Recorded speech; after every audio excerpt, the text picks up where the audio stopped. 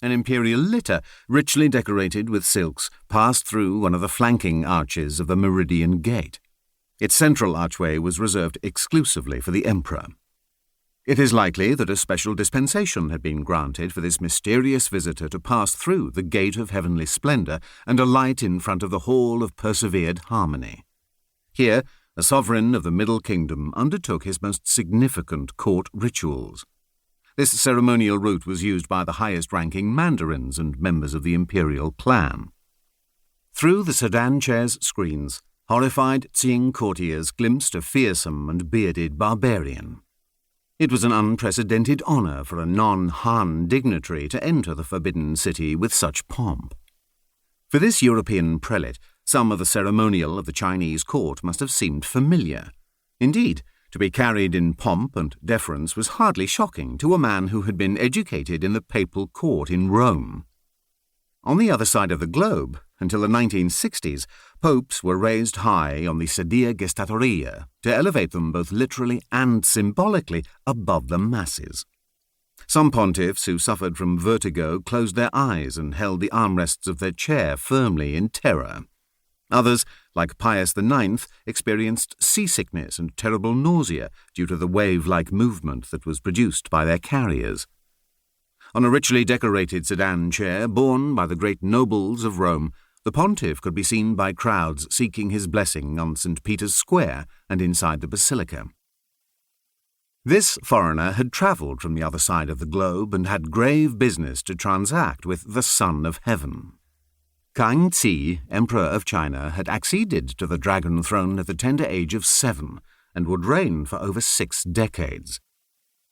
For a remarkable first-person narrative, see Jonathan D. Spence, Emperor of China, Self-Portrait of Kangxi, New York, 1974, and Dominic Leven, In the Shadow of the Gods, The Emperor in World History, London, 2022, pages 289 to 299.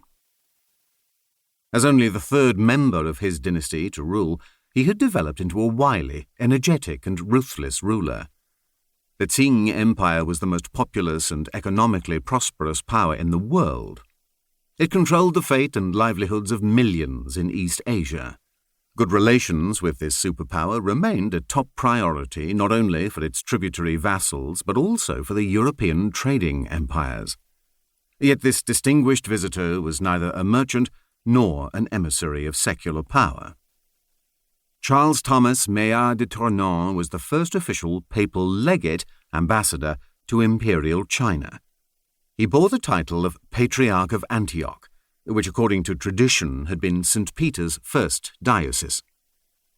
As a prelate he was dressed in flowing purple robes and might well have passed for a mandarin but for his dark beard. If tact is the biggest asset for a diplomat, then a robust gastrointestinal system must come a close second. Tournon had started his journey in February 1703, and it took him almost 2 years to reach his destination. As a native of Piedmont, his diet had been rich in dairy foods and red meat. The French East India Company ships in which he sailed inevitably passed through India. The cuisine on board changed, becoming more spiced, not to mention covered in flavoursome sauces. The papal legate had always suffered from colitis, and Asian food triggered this affliction pitilessly. He spent most of his long journey on ships, canal boats, and litters in a far from dignified position. Eventually he grew feverish and was largely incapacitated for much of his embassy. His arrival in Peking was an anticlimax, and he would spend almost 3 weeks convalescing, unable to attend to his official duties. His first audience in the Forbidden City was delayed to allow him time to recover.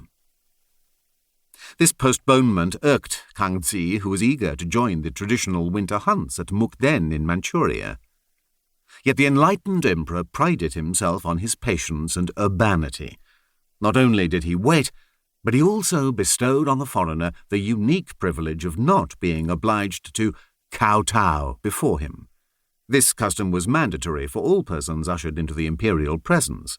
All had to prostrate themselves 3 times and tap their heads on the ground 9 times before the Son of Heaven. Given his gastric turmoil,